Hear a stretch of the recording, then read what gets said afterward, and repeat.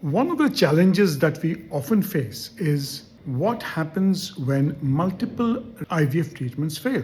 So you have blastocyst after blastocyst that does not, and you have a further, let's say 3 or 4 blastocysts frozen.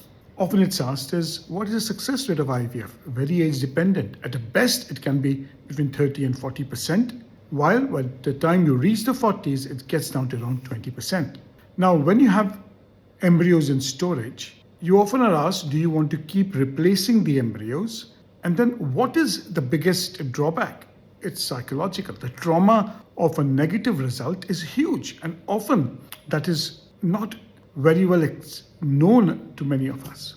Now, there is an option of thawing this, which is warming the embryos and then taking a biopsy of the embryos and sending it for genetic testing, which is called PGTA. So what does it tell us? It tells us if that embryo is numerically genetically normal or not.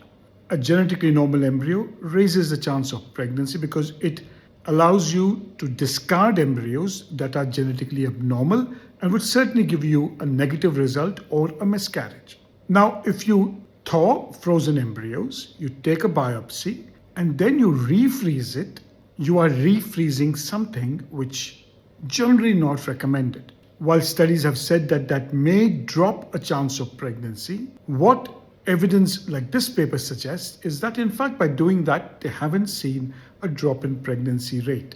Now, what is my take on this? And I tend to have an opinion that if you have a large number of embryos remaining, it's worthwhile thawing them and screening them and taking that risk.